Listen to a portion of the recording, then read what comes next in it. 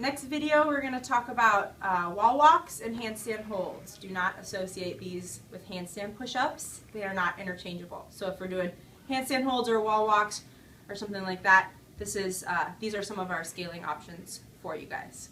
So what you always want to talk about first anytime someone supports their body weight on their arms is keeping those arms locked out and keeping that active shoulder push.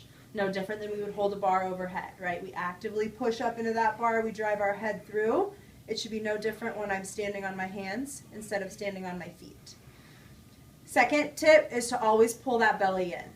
Not pulling the belly in by driving the hips back. We almost want to tuck the butt under so we have that pelvic tilt coming forward. Belly stays tight so we maintain as hollow of a position as possible. If we start to get out of our hollow position, that's when I fall away from the wall or my back starts hurting because my abs are too relaxed. So first step towards a wall walk, you're going to put their toes on a box. They're going to start in a plank, walk themselves up to butt in the air, walk themselves back out. I'll demo that. When we get to the top, we want to make sure their butt's in the air, their belly's in tight, and their head is through. We've got that active shoulder.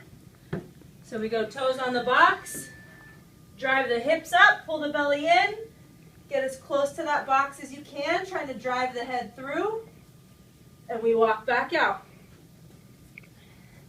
Step one. Next step, we take that same movement to the wall. So if someone's nervous about putting weight in their hands, we don't have to have them step just yet. We can just have them walk up, put their pressure in their feet against the wall, and hold that position on their arms. So at that point, they would start in a plank position, a body length away from the wall. Their hands aren't going to move. They're going to walk up, pull the belly in, drive those hips up, push the head through, and just hold. And then they can walk back out and down.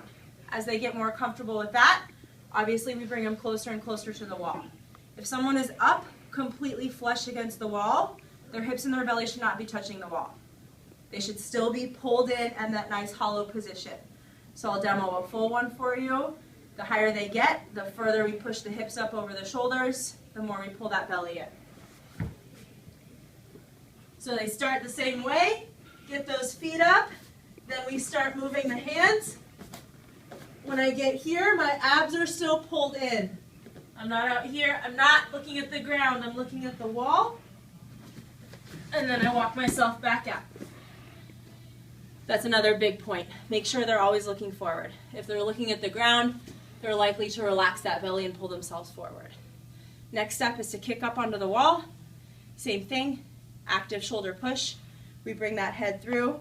I kick up onto the wall and I have that belly in tight. So my hips shouldn't be touching on the wall.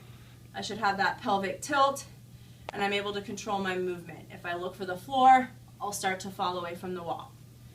So typically they're kind of scared to dive into it, so just have them put their hands down first. That way they can self-check that their elbows stay locked out. Hands down first. We kick up. Pull that belly in tight, drive the head through. If they look at the ground, they're going to do this. So we fix it by pulling the belly in, pushing that head through.